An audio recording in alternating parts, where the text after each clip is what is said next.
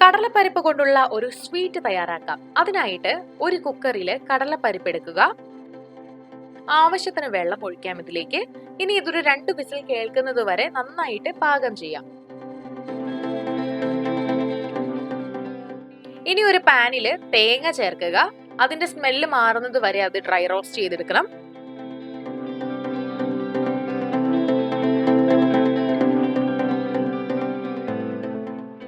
ഇനി തേങ്ങ പാകമാക്കിയതിനു ശേഷം അത് എടുത്തു മാറ്റുക.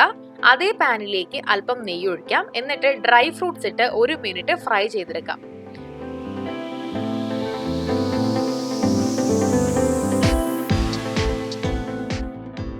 ഇനി അതേ പാനിലേക്ക് വീണ്ടും ശർക്കര ചേർത്ത് കൊടുക്കുക. അല്പം വെള്ളം കൂടി ഒഴിക്കണം. ഈ ശർക്കര നന്നായിട്ട് അലിഞ്ഞ് കിട്ടണം. അതുവരെ ഇത് പാകം ചെയ്യാം.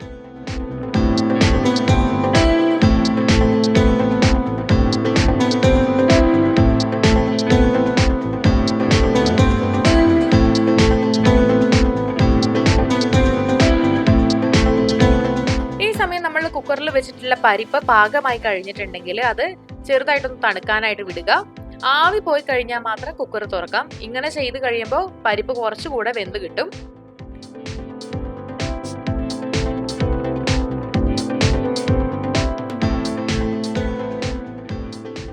ഇനി ശർക്കര അലിഞ്ഞു വന്നിട്ടുണ്ട്.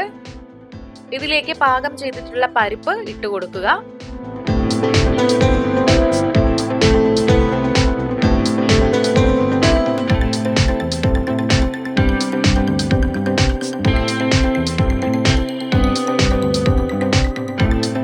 ഇനി ഒരു 2 ടീസ്പൂൺ നെയ്യ് കൂടെ ഇതിലേക്ക് ചേർത്ത് കൊടുക്കാം. ഒപ്പം ഡ്രൈ ഫ്രൂട്ട്സും ചേർത്ത് കൊടുക്കാം.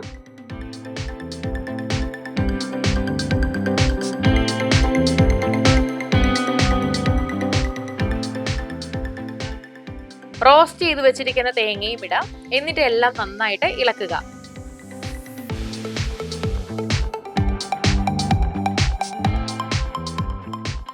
ഇനി ഒരു നുള്ള് ഏലക്കയും ഇട്ട് കൊടുക്കാം. അല്പം നെയ്യ് കൂടെ വീണ്ടും ചേർക്കുക ആവശ്യമെങ്കിൽ. എന്നിട്ടെല്ലാം വീണ്ടും നന്നായിട്ട് ഇളക്കുക.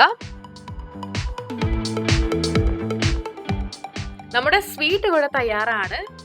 അപ്പോൾ കടലപ്പരിപ്പ് ഉപയോഗിച്ച് എങ്ങനെയാണ് സ്വീറ്റ് തയ്യാറാക്കുക എന്ന് കണ്ടില്ലേ? വീട്ടിൽ കടലപ്പരിപ്പ് ഉണ്ടെങ്കിൽ ഇപ്പോൾ തന്നെ നിങ്ങൾ തയ്യാറാക്കി ചൂടോട് കൂടി തന്നെ വിളമ്പിക്കോളൂ. എല്ലാവർക്കും ഇഷ്ടപ്പെടും. വീഡിയോ എല്ലാവർക്കും ഇഷ്ടമായെന്ന് വിചാരിക്കുന്നു. ഇഷ്ടമായെങ്കിൽ ലൈക്ക് ചെയ്യാനും ഷെയർ ചെയ്യാനും മറക്കരുത്. ഇതുപോലുള്ള കൂടുതൽ വീഡിയോകൾക്കായി സമയം മലയാളം സബ്സ്ക്രൈബ് ചെയ്യുക.